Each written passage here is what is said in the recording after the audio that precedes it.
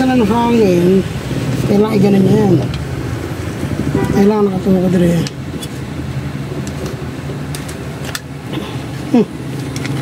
Bakit tayo?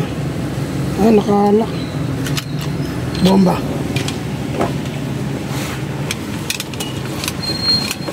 Sige ba? 20 na. Karga na yan. Oh. Ayun. Ang pinoproblema pala niya, heri na yung tulak. Heri, oh. Ay, may klipahin ito siguro nila. Yun, ito nagiging tama. Ayun.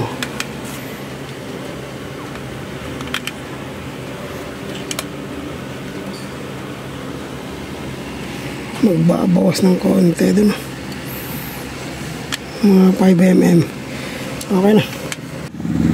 Boss, nagawa ko na yung bolt nya. Na-trade na, nakabitan na ng matino. Ngayon, eto naman, ayaw pang gumana. Nakasulong siya. Ngayon, ang plano ko bawasan. Nung makita ko, binawas na bawasan na pala. Ang hindi alam nung mga paggumawa nito, eto nagiging dahilan. Kaya ang ginagawa nila, para kumapit to, tabawasan to nito ng 5mm. O then, ninipis na ninipis. Ang nangyayari, eto lumulubog. Ang dapat dito sa piyan na kahit mga 5mm, pawe-weldingan ko ito, boss. Papapatungan ko ng ganyan kataas. Pag-grinder ko. Akala ko tapos na yung project. Meron ko pang gagawin. Pumunta ka uli para matkuha na nila. Sige, sige.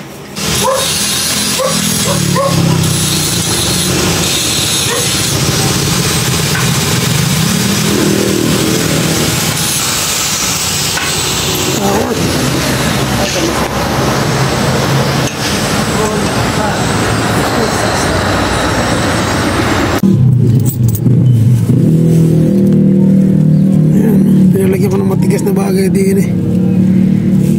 Hindi lang yan, hindi na.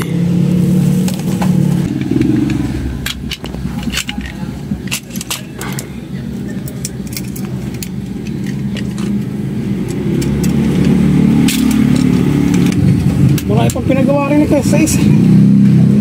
Sa CO2 niya, ano? Yes. Dito kasi, dito ginawa yung sa akin. Puro sa labas eh. Ayan nga. Puro pa welding tsaka torno. 1, 2, 3, 4, 5, 6, 8, 9, 10, 11, 12, 13, 14, 15, 16, 17. Oh, aray! Oh, ba't ganito nangyari dito? Hi. Sira na po ito, ito, gawa na. Ito naman. Oh. Oh. Ano ba yan? Masira na naman. Naubos ang hangin. Dapat dito lang yan.